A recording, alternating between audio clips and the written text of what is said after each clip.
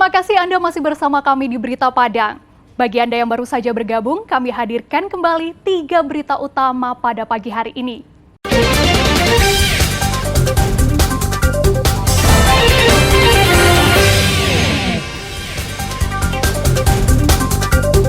Sebelas pendaki dinyatakan tewas, 12 lainnya masih dicari. Lomba layang-layang aduan diminati ratusan peserta.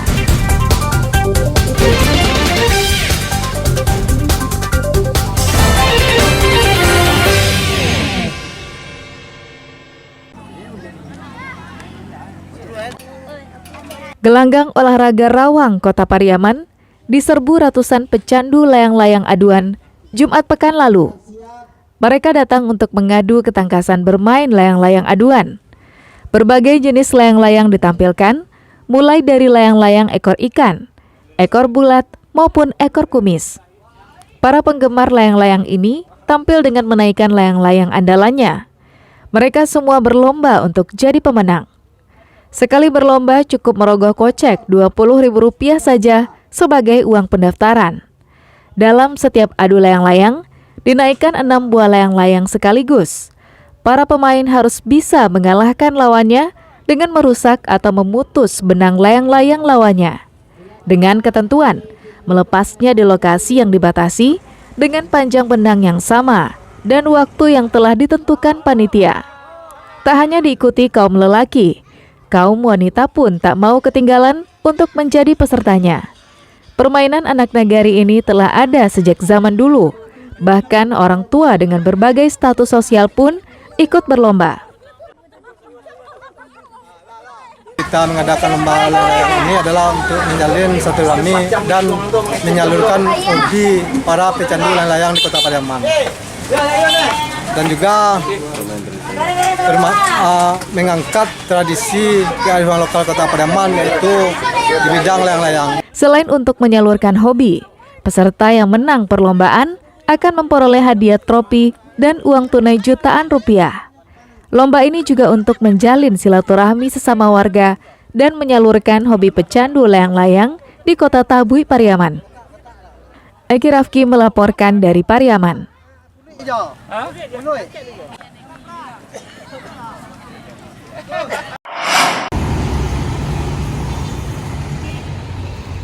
Kondisi udara di Kota Bukit Tinggi memburuk pasca semburan abu vulkanik Gunung Merapi. Warga merasakan perih di mata dan sesak napas. Mengatasi hal itu, pemerintah mengimbau warga untuk menggunakan masker saat berada di luar ruangan. Kondisi udara tidak hanya kotor, namun debu yang berterbangan mengganggu jarak pandang dan juga mengganggu pernapasan. Warga berinisiatif menggunakan masker karena mengalami sesak napas. Seorang pengendara menuturkan, untuk mengantisipasi hal yang tidak diinginkan, ia sengaja menjemput anaknya ke sekolah usai melaksanakan ujian semester karena abu vulkanik dapat mengancam kesehatan. Abu belerang.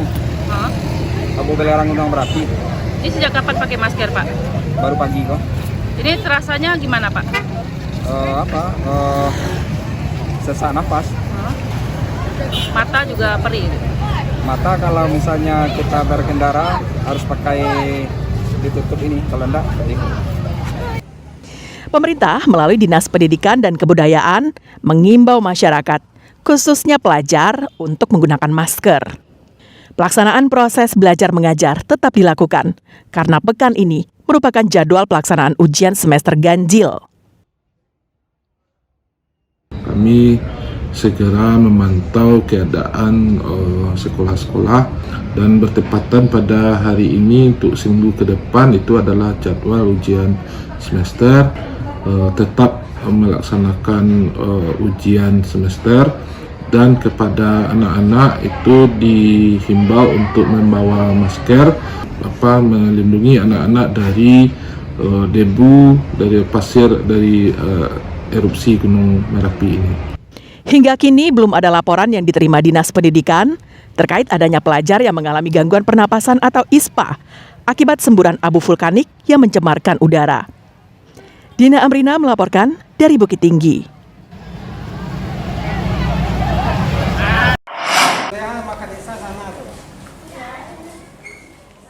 Di Hari Perayaan Disabilitas Internasional yang diperingati setiap tanggal 3 Desember, masih muncul suara-suara yang menyebut bahwa masih adanya diskriminasi yang dilakukan terhadap penyandang disabilitas. Bukan cuma itu, akses fasilitas umum untuk kaum difabel pun masih kurang di Sumatera Barat. Hal itu diungkapkan Hengki, salah seorang penyandang disabilitas yang menghadiri peringatan Hari Disabilitas Internasional di Auditorium Gubernuran di Sumatera Barat pada hari Senin. Dia mengharapkan agar keberadaan kaum difabel bisa diperhitungkan dan tidak ada lagi diskriminasi kepada para penyandang disabilitas. Menurutnya, pemerintah Kota Padang lebih peka terhadap penyandang disabilitas. Sebab, pria lajang yang lumpuh layu sejak umur 1 tahun ini merasakan perbedaannya antara di kabupaten dan di kota-kota di Sumatera Barat. Jika di Padang, perkantoran menyediakan fasilitas dan akses untuk penyandang disabilitas. Namun, hal itu tidak ditemukannya di kota dan kabupaten lain di Sumatera Barat. Selain itu, ia juga berharap penyandang disabilitas di kabupaten dan kota lain juga diberikan bekal agar mempunyai keahlian. Hengki sendiri sehari-hari berprofesi sebagai tukang servis peralatan elektronik di kampungnya. Keahlian ini diperolehnya secara otodidak. Ya, harapan saya yang untuk di disabilitasnya kan biar supaya atau teman-teman yang lain supaya bisa untuk mendapatkan penghasilan lah untuk apa kan untuk bisa mandiri ya kan. Servis elektronik Bang. Sudah berapa lama itu? Sudah 6 tahun, berjalan 6 tahun sekarang. Ilmunya dapat di mana? Otodidak Bang. Otodidak kan? Iya, otodidak. Harapannya sih ingin lebih dirangkul kembali, bukan dirangkul kembali, emang dirangkul lagi gitu ya. Disabilitas itu nggak ada perbedaan sama sekali, intinya kayak gitu. Jadi lebih diperhatikan lagi lah yang paling utama, karena kan disabilitas bukan cuma tunadaksa, tunarungu, tunawicara yang lain, tapi ada juga yang cerebral palsy, ada juga yang lebih berat lah dari ini. Itu aja harapannya. Sementara itu, Kepala Dinas Sosial Sumatera Barat mengatakan, saat ini ada hampir 1.000 orang penyandang disabilitas berada di Sumatera Barat. 300 orang diantaranya tinggal di panti khusus disabilitas yang tersebar di 13 kabupaten dan kota. Kalau data sementara terakhir yang kita peroleh ada 9.989 orang. Kalau yang ada dalam panti dikelola oleh 10 panti ya di Sumatera Barat itu ada 13 panti di 10 kabupaten kota itu ada 300 orang.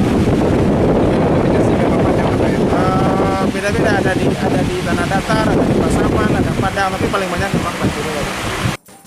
Pemerintah provinsi melalui Pergub nomor 63 tahun 2016 memberikan penghargaan kepada perseorangan, badan hukum, lembaga negara, dan penyedia fasilitas publik yang telah berjasa dalam mewujudkan upaya penghormatan, perlindungan, dan pemenuhan hak penyandang disabilitas. Robiham melaporkan dari Padang. Saudara, informasi tadi sekaligus menutup berita Padang pagi ini. Saya Frin Meriana beserta tim redaksi yang bertugas mengucapkan terima kasih. Sampai jumpa.